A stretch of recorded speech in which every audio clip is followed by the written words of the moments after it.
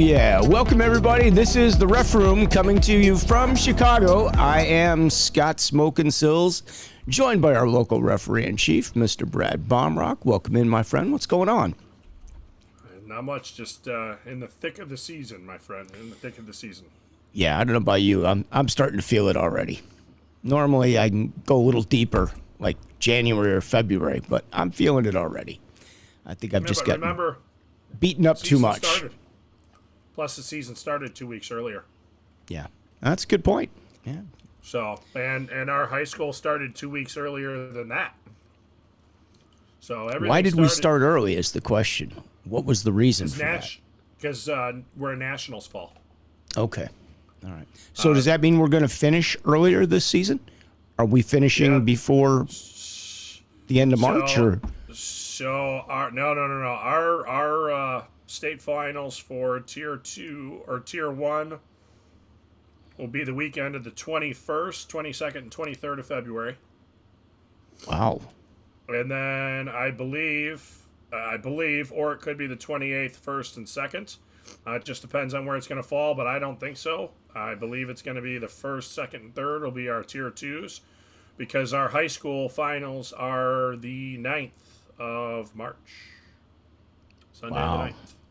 Okay. And we'll be playing all 5 games at the UC. So we're going to be playing really? The varsity red. Yep, varsity red. That's the varsity combined, the women's, and then the JV red and the JV combined final will all be played there. They start at 9 a.m. They're good. That's seats awesome. Still available. That's awesome. Tickets are still available, huh? Get them while you can. Yeah. Especially for the JV. For the JV final, tickets will be still available. No, I'm just kidding. I think that's really great. I didn't know we were going to have all the games at the UC this year. I'm really excited about that. I think that's very, very cool. And I'm sure the players, it's exciting for them. I know Nihil, I think the Nihil League, don't they have their finals at either the All-State or... Yeah, they had their Premier League, their top league. They had that at the UC last year, too. They had their finals there. Have you skated at the UC yourself? Yes. I've skated there for charity stuff. I've played in a game when I was in high school there. And also, I skated the combined final in 2014. Okay. I've never skated at the United Center, believe it or not. I skated at the old stadium twice. But I've never skated at the UC. I've skated at the All-State. I've played there. Played a game there with my men's league team, if that counts. I think. But my squirts are going to be refs. My squirts will be there in like less than a month. They're going there. They're going to play at the All-State. So I'm excited for them to have that opportunity. That's always a lot of fun. Well, my kids are going to need refs at the UC. I know that. I can let you know if if that comes down Good luck to with it. That. They're playing an exhibition there. Oh, nice. That's cool. All right, very cool. Speaking of like all the playoffs, so if we finish that early, when are we going to start up our spring session? When does spring hockey kick into place? Because normally it kicks in like April 1st, right? Well, it'll kick in after Nationals, which Nationals, so it'll be between our finals. I think there's a 3-week gap because districts are in there. As we have our districts. So not every district does playoffs the same, which a lot of people don't know. So like in our district, most of the states have teams that can participate. In some of the districts, they may just have one team that comes out, and that's all they can put out. So they automatically advance over to Nationals. But our districts are a little different here. So I want to say that districts, boy, this is really getting hard for me. Districts are, let me use my cheat sheet. Yeah, feel free. I want to say districts. I bet you our referee and or district referee in chief is watching right now and is embarrassed by me. I'm sure. But I believe the districts are the 21st, 22nd, and 23rd. Is that TR? Yeah. TR is definitely embarrassed by you. No. Or it's the week. It could be even earlier. It could be that 8th, 9th, and 10th, or 7th, 8th, and 9th when I'm going to be at the UC. Okay. I think that actually sounds right. And then Nationals will come up after. And unfortunately, I don't have all those dates. Well, what are we hosting? What are we hosting here in Chicago this year? Do you know? I don't remember. I think we are hosting something. Oh. Yeah. We usually do. Still, I mean, yeah, it's still down the line for me. I mean, we'll have the UC 5 games. All right, 5 games. Yeah. Gotcha. I'll be there for all 5 games. Hey, did I put you on the spot there with that? With what? All this information that I'm expecting you to know off the top of your head. I wish I had a little bit longer than 9 minutes after I got done with work in order to get on this. Yeah. And not have my computer do a Windows update and all the other stuff that comes with it. Well, Brad and I usually talk during the week. We usually have our late night conversations. We haven't even spoken in a while. So this is like, dial in and let's go. So originally, today's rough. Brett Straley was supposed to be on with us today because we were going to have, you make the call. And Brett got tied up in a downtown meeting, so he couldn't get home to do it. So, kind of shuffled our plans around a little bit. You been following any of the NHL stuff? Because, we like to talk about that a little bit, too. Yeah. So I see Boston. Boston, is there a future for Joel Quenneville in Boston? Do you think he's on that list? I would think he's on a couple lists, to be honest with you. I would think so. I would think somebody's going to pick him up. Yeah, I'm kind of surprised that he hasn't gotten picked up, to be honest with you. With the record he has, they've reinstated all the other parties that be from the Chicago situation, so he's cleared to go. You know what, Scott? You got to remember, too, if he's got other things going on in his life, right? Because, we do have personal lives outside of this, I think. Somewhere my family's in this house. Yeah, but, he's had some time off, to take care of the personal side. I'm sure he's been prepping to come back to do this. So, maybe it has to be the right city. Maybe it has to be the right, contract. I mean, you never know. I mean, some guys could it be Chicago at some point? I have no idea. That would be interesting, though. It would be. You never know. I don't think Richardson's doing a bad job. I mean, he's working with what he's got. I think the Hawks still need to get a couple more players. They're certainly getting better, but what's Bedard? Is Bedard got only 3 goals this season? He's still putting up good numbers. What's that? He's still getting on the board. He's still getting good numbers. He's he's doing everything they expect of him. So I saw a really nice interview. I don't know if you guys. I get a Canadian feed for the NHL, and so I saw the Vancouver interview that they had on Hockey Night in Canada. After it was a 25-minute interview. It's actually up on YouTube, but it was enjoyable to sit and listen to, and they covered a lot of these things and expectations and all that good stuff. And he's doing everything he possibly can. I'd like to see the Hawks make the playoffs this year. I don't know if that's realistic. I think it's kind of time. It's time for them to be competitive. So, trade deadline, I forget when the trade deadline is, but, they need to be looking at acquiring a couple people, I think. That's about all I can say. There is something that we can talk about in our local hockey if you wanted, unless you want to stick on the NHL route. No, we'll definitely go there. But, the thing is, we've got all these rinks coming into play here in Chicagoland. And honestly, if the Hawks don't win, kids don't get enthusiastic about playing hockey and wanting to play. And the more rinks we have, the more hockey players we need for the success to continue. I mean, it's busy in all these rinks. They're doing well. But, honestly, with all the additional rinks coming in here, the Hawks need to win. The Hawks need to win. That's just good for hockey. It's good for everybody. All right. Go to the local I didn't know we were making a pitch for the Blackhawks to get better. Well, I am pitching. I'm pitching to see us get a winning team. We thought the Bears were going to be okay this year. What happened to them? I mean. Well, there's this slight offensive line issue. Yeah. But, it's not. I'm not a football, enthusiast, but. Well, I'm not either because we never get to see any of the games because we're always working. We're always skating at that hour of the day. But, pretty much. I mean, sometimes I'm home, and sometimes, when I see the entire offensive line fall down in front of the other team, we kind of got a problem. That's not me. But anyhow, I do want to bring up, we do have a referee that was injured down in St. Louis. Scott, I don't even know if I told you this yet. Oh. But his name is Dean Robinson. He's a Missouri hockey official. He was refereeing a Bantam game, and a stick came up and hit him in the eye. Came up underneath his visor. Oh boy. Now, the prognosis is after his surgery that he is not going to regain sight in his eye. Oh my gosh. So, as an official, that just absolutely, crushes us. But on top of this, he's also a commercial truck driver. Wow. So his entire livelihood is now in jeopardy for refereeing a Bantam game. That a stick came up, which I've seen the video. It's honestly just an accidental play. It had, these things happen, unfortunately, when we're on the ice. But Missouri Hockey has set up a GoFundMe page for him. And I was looking at it. They have raised right now for him $86,152. Oh, that's great. So you can go donate there, but can you put a link up in the comments for everybody? Well, that would be awesome. What I'm going to do is actually IHOA is going to be launching a GoFundMe in the next couple days here, probably the next 10 days.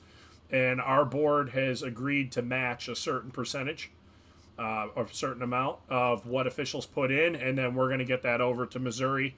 I already spoke to them, so that's one thing that IHOA members can do, brother to brother, sister to sister, however you want to look at it. We do have people, this game does go bigger than us. And you know what? You make lifelong friends, and sometimes your friends get seriously injured. And our board has traditionally not just made a donation to these things, but we did decide that we would like to do something, but we want to have our officials participate. So that way we can, have a double collaborative. And also, if we're going to give something over, we'd love for the officials to be able to say, hey, we helped out. Take a little bit of, thank you for that. And hopefully if, you're ever in that spot, hopefully there's something that can assist. So I just thought I'd bring that up. It is on mihoa.com. You can go do that. But like I said, IHOA will be putting something out here in the next couple days. It'll be in our newsletter 100% when that goes out. And then I can definitely get something up on here. And then it'll be on our IHOA.com as well. Yeah, we'll definitely put a link up in the show as well at some point so that people can get that. So I'm just curious, I'm guessing the stick got caught up in the visor, and that's what made it worse? So the video, I can't tell, but yeah, it definitely got under it. Like, when I saw the video, it's pretty far away, and when I saw it, I'm like, and the person that sent it to me, I was like, hey, did that get him in the eye?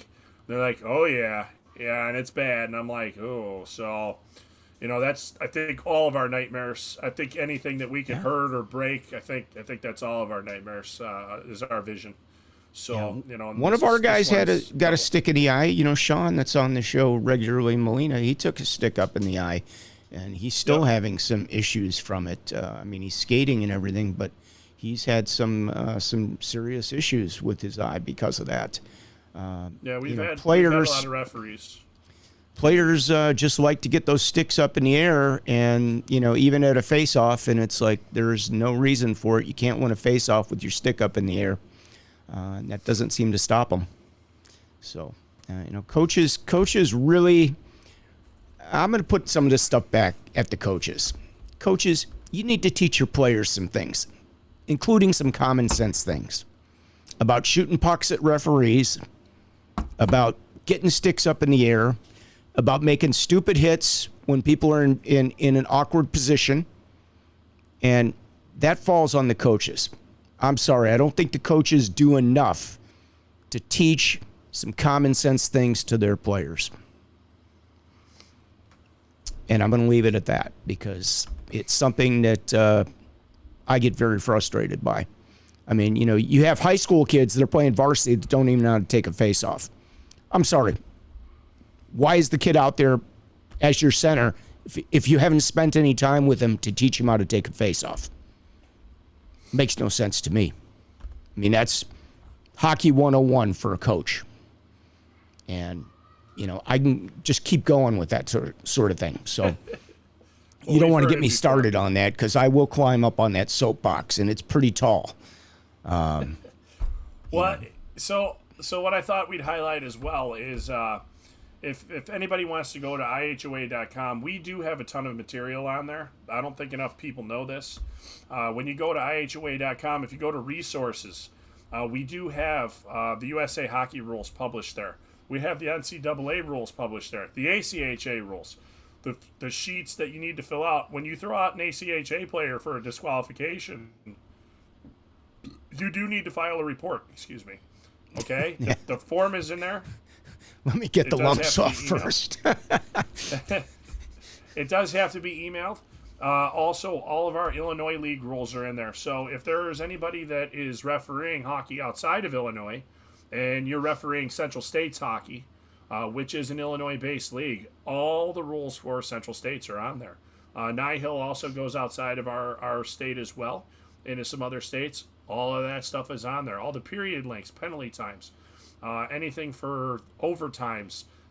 Nihil or Central States even has their goal peg regulations in there. So it's a great resource. We also have a resource in there if you're going to be working any 2-1 for any NC or ACHA hockey. It's a great resource. We have slides in there. We have a video in there as well. Yep. You can take a look at those. And we do also have some other rule books and resources on there as well. And there's a video that just got added not too long ago that trains you on Game Sheet, which if you're refereeing for those out-of-state leagues, they do have to use Game Sheet as well. It is a requirement. So you can go ahead and take a peruse by it and take a look through there because there is a lot of good stuff there. We're planning on adding some more over the summer. So if anybody wants something on there, though, feel free to shoot us an email. We do have a web admin contact on there. Have them send an email, or you can send me an email. You can go find my ugly mug on the board of directors and shoot me over an email, and we can see what we can do about getting it added. So I think that's just something good that we can put out there that we're trying to get some stuff done in there. We do have some great resources, so check them out, especially that copy of the rule book that you could download. Yeah, it's the PDF version. And you know what? I know, Scott, I think you're one of the people that takes that and sends it over to Kinko's and gets it bound, right? I've got the bound book, but that came from TR. Yeah. That was compliments of our local, not our local, our district referee chief. So thanks to him for that. Normally I do get them bound, though. But some of the guys get them done in the 8.5 by 11. They get the fold. Yep. They blow it up big. Yeah, they're really expensive. And now. they're carrying like a book like this thick in their bag, adding an extra 10 pounds to their weight everywhere they go. So, but it's a good way to do it because you can really keep notes in there, and it's a nice way of doing it. Or they get the book before it comes out in print, like they did with the NCAA book, because that wasn't out at the time. It came out as PDF first. They print them out, get them bound. Yep. And I don't think I've got mine in front of me. I usually have one right over here somewhere. And I can't find it. I was just going to show you guys what it would look like if it's bound, because it's really nice. It's a great way of keeping your rule book, and it's easy to do. Costs you like $10 to have done. Well, and I know a lot of the guys that have the 8.5 by 11, after they have something happen, they actually go note it in that 8.5 by 11 because the margin is so wide in it that you can write all kinds of notes and things that happened. And then if anybody's like me, after I have a game report, I do have my copy sitting right here. I'm not going to pick it up because it looks like somebody's destroyed it. But what I do at the end of the season, I take out all the score sheets that are in there, so that after I make a report during the season, I fold up the score sheet and I put it with the rule that I submitted that for. So that way, in case anybody asks me about that score sheet or I need it, I can then just open up the rule book right to the rule that they're looking for, and boom, there's the score sheet.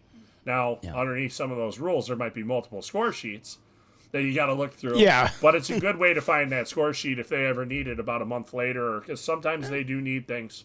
So it's a great way to keep those records. I think Game Sheet, which is great, eliminates that problem because they've got the documentation. They have everything, which is awesome, versus, the Xerox copy or the screenshot from the phone, that sort of thing. So I felt so we had a gentleman. He emailed me over the week, and he's like, "Hey, I need help getting a score sheet." It was a Nihil score sheet, so it's a paper score sheet. And he's like, "Well, I took photos of it, but they didn't quite turn out." And I was like, "Oh, okay. Maybe send them to me. I'll try to blow it up on my computer, right?" So he sends it to me, and clearly his finger is across the lens for the photo. And he's like, "Well, I think my hand got in the way." And I did send him back an email, and I was like, "I'm sorry, you did put a smile on my face. I get you the sheet," which we were able to get it. These things do happen, but if you take a photo, just check the photo real quick. Yeah. He gave me a good laugh, and you know what? With all the stuff that I do, every once in a while, if you can give me a laugh, I'll take it. So thank you. Not putting you down, not laughing at you. I'm definitely laughing with you. Here's my suggestion. Don't take one photo of it. Take 2 photos of it, okay? The reason I say that is because one may come out blurry, and you might be saved with the second photo, the second shot. Yep. So, just a little trick. Yeah, no. Yeah. Go ahead. No, that's it. I mean, lots of stuff going on. I mean, we could talk about some crazy stuff that I've seen. I mean, I had a game the other day, 8 seconds left, and this is why we always tell you should look up at the clock. Only one clock in the building, one side, so only one person can see it. Home team, down 1 goal, 8 seconds left. Long 8 seconds, huh? That clock never started. Never started. It happens. Oh yeah. That's why the NCAA went to NCAA timekeepers for football. I don't know if you remember that scandal that was going on. No, but I mean this is the stuff you see, folks. You don't believe it until somebody tells you about it, but it's true. This stuff happens more often than you think, okay? 1 goal, your home team is down by 1 goal, and you're running the clock with 8 seconds left and a face-off in the attacking zone. What do? You don't start the clock. Mm-hmm. It's not the first time in human history somebody's going to bend the rules, and it won't be the last, Scott. Nope, definitely not. Definitely there not. are a lot of players in the NHL over the years, the mean guys that always would say, "I bent the rules as far as I could until somebody told me to go sit down." Yeah. I think the quote is, "If you ain't cheating, you ain't competing." You ain't trying. Yeah, you're right. I agree with you 100%. You ain't cheating, you ain't competing. There you go. It is a competitive sport, so I get it 100%. Yeah, I mean, I just want to say, everybody out working. I know Illinois especially, there's been a lot of people working a lot. A lot of guys are already looking tired. I know everybody appreciates it. I'm raising my hand. May not seem that way sometimes, but, we've actually had a lot of positive feedback from people this year. So it's been good. So just so everybody knows. Yeah. We get a comment here. Big college showcase in Romeoville at Canlan Ice Team. Canlan Ice. Teams all over the USA coming to town Friday, Saturday, and Sunday. Is that the ACHA one that used to go to Bensonville? Yeah. No, it's the AC. No. So they started this a couple years ago. It used to be down at Fifth Thirds. But they moved to Romeoville last season. I think it was last year they moved out to Romeoville. So they will have 4. So they'll have, I think it's 2 games Thursday, 4 games Friday. So that's 2 games on each rink Thursday. So there's 3 sheets. And then there's 4 games Friday, 4 games Saturday on each sheet. And I think there might be games on Sunday, but I don't know. I'm going off what I was told. So if I got that mixed up, sorry, not meaning to. There's just going to be a lot of hockey, and there are going to be a lot of good teams in town. So people can come out and take a gander at it. Yep. So it is very. Is the admission free for that, by the way? I don't know what they're doing, honestly. Yeah. But I saw him at Bensonville a number of years ago. There are some really, really good teams there, really good players. Yeah, that was it's the same showcase that we're talking about.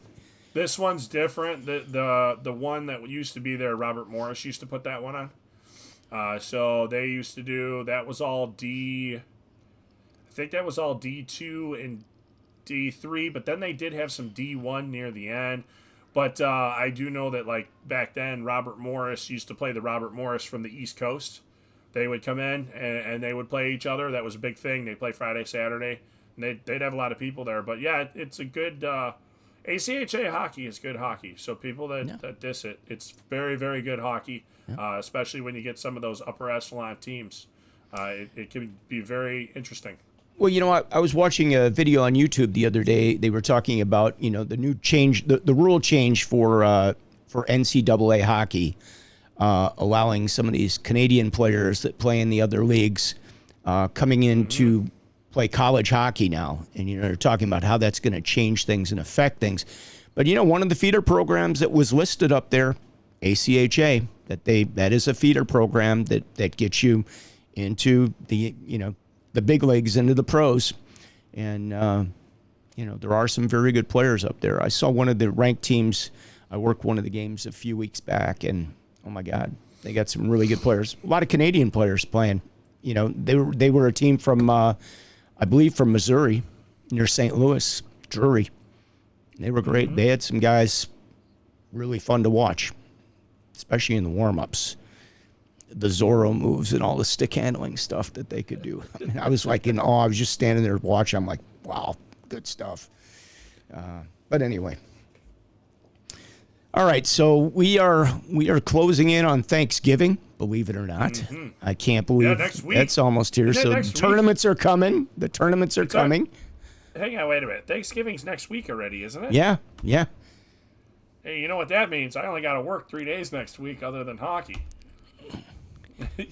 It means I'm going to get my first day off in about 2 months on Thanksgiving Day. That is it. So, yeah, that's you can go shovel snow at somebody's house. You know it's going to flurry tonight.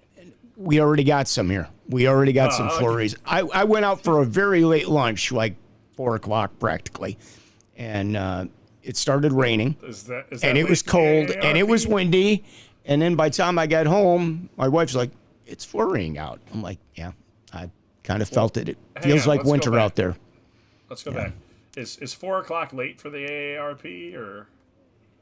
No, I wasn't going for the blue-haired special. I was going for lunch at 4 o'clock.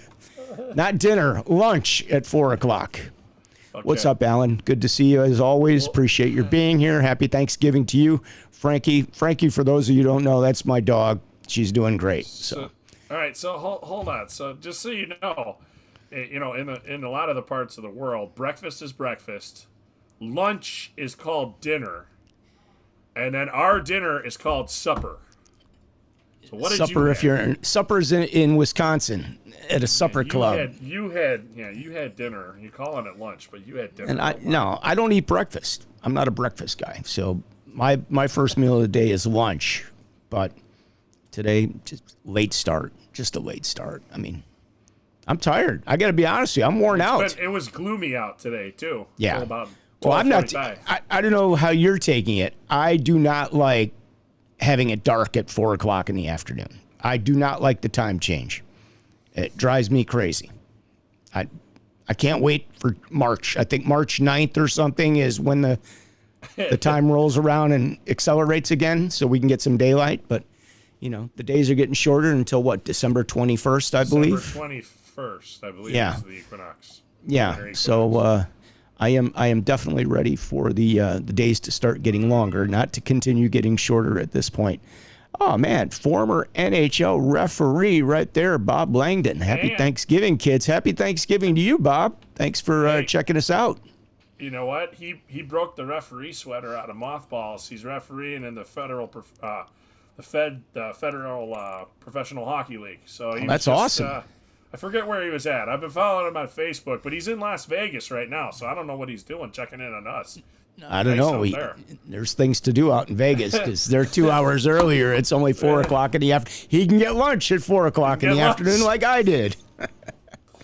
So, Bob, we got to get Bob back on. Bob, you got to come back on the show with us. You know, we could talk about the league you're working in and, you know, getting the rust off your skates and all that good stuff. But yeah, that'd be great. Yeah, definitely. Bob's a great guest. We got to get him back. Let's see, there's so few Thanksgiving games. I don't know about that. there's tournaments. Not all the schedules have probably been posted yet. That's probably one Yeah, thing. yeah. Trust me, there's more coming. Trust I'm me, sure. There'll be a lot Yeah. of games. There's never Yeah. a lack of games in Chicago on Thanksgiving weekend. No. There hasn't been in 20 years. I mean, you can even end up working on Thanksgiving in Chicago. Yes, that is true. Some of it, yeah, it depends.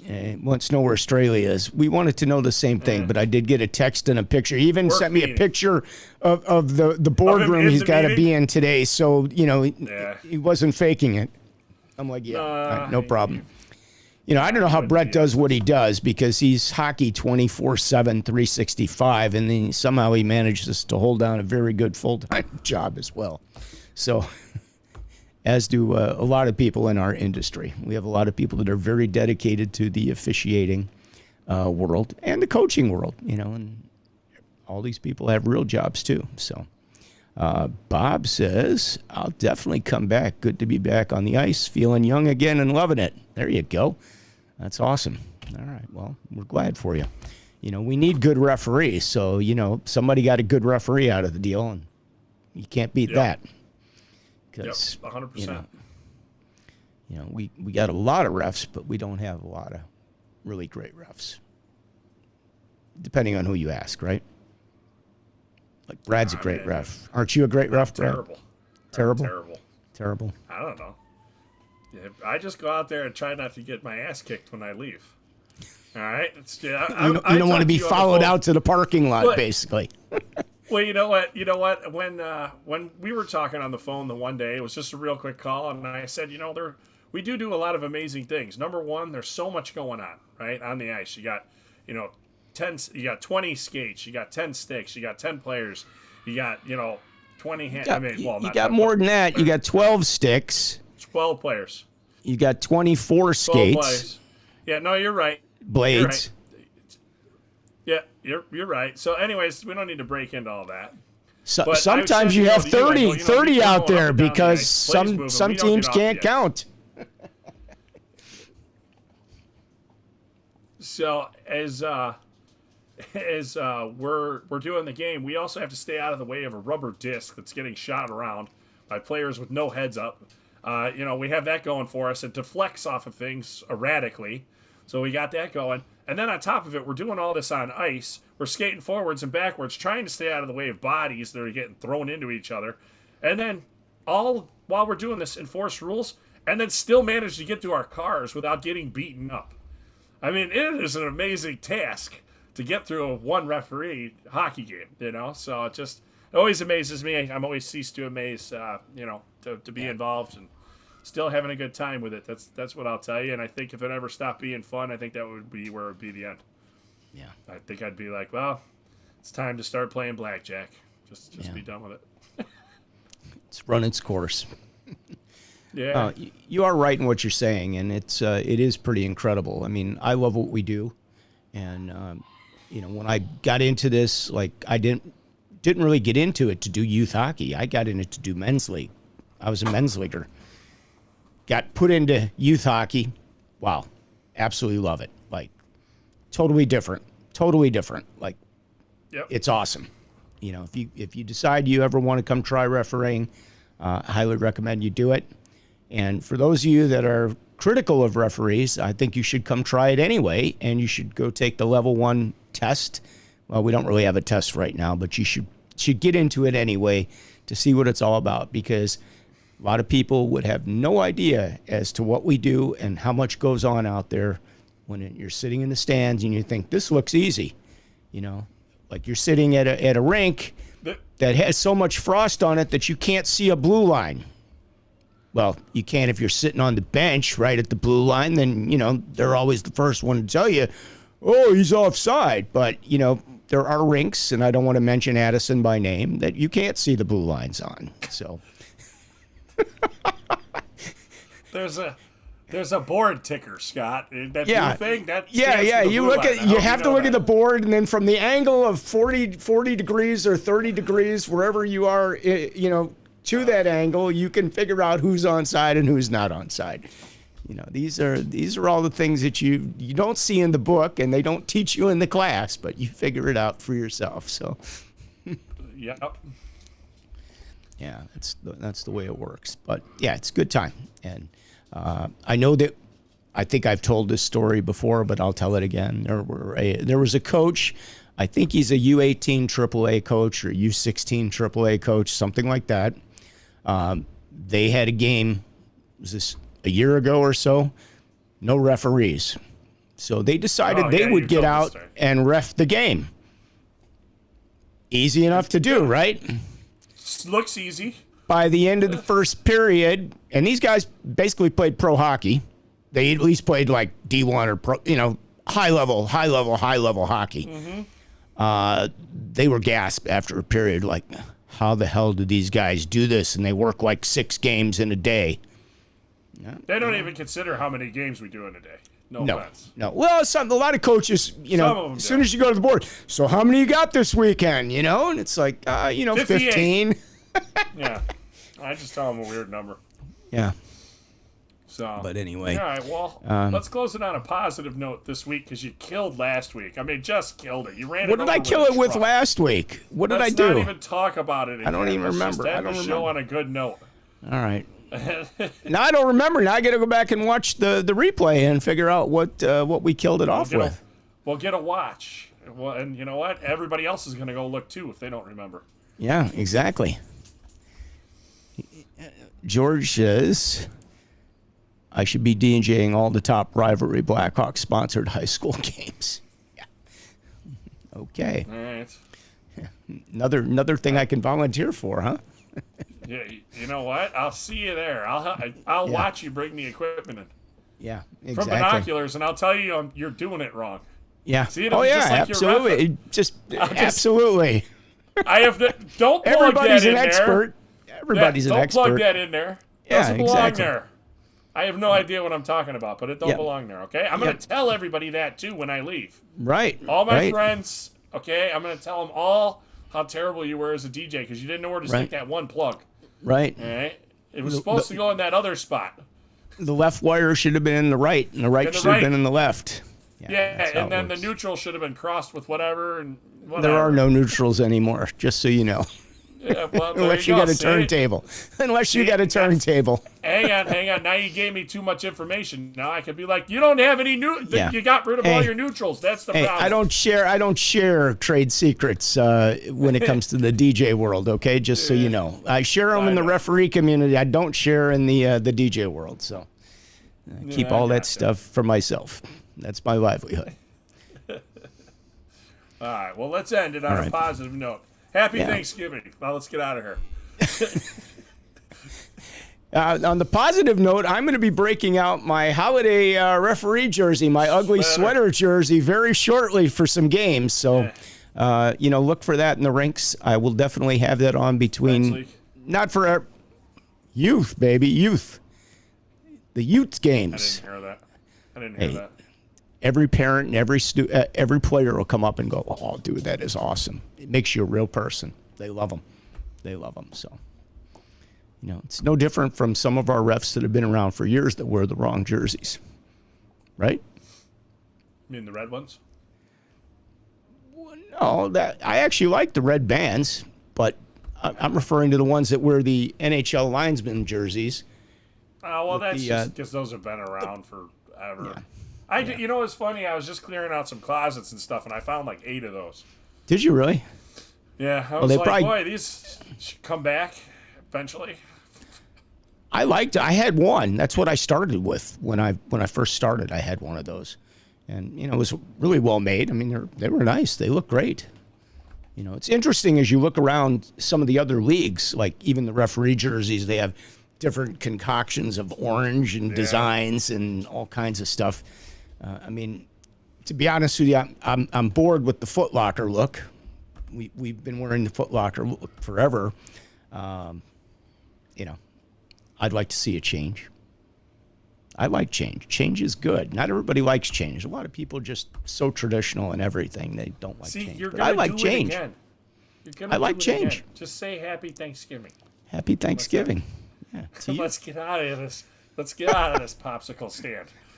But All right. Well, we're off next week because I think I've got a game I have to be at. So I think my Squirts are playing, if I'm not mistaken. So I won't be able to do next week. So we'll be off for a week, and then we'll return after Thanksgiving, and we will see you on Wednesdays starting at 5:30 right here from Chicago. So on behalf of the Grinch, Brad Baumruck, I am Scott Smokin Silz. You take it? Did you put your Grinch up yet? Have you started? You got all your holiday decor up? I did do that wreath I sent you photos of. No, Yeah. I'm probably going to do the tree here probably tomorrow. Okay. All right. Well, have fun with that. Oh, All right. All right. We'll see you guys in 2 weeks. Peace out from the ref room.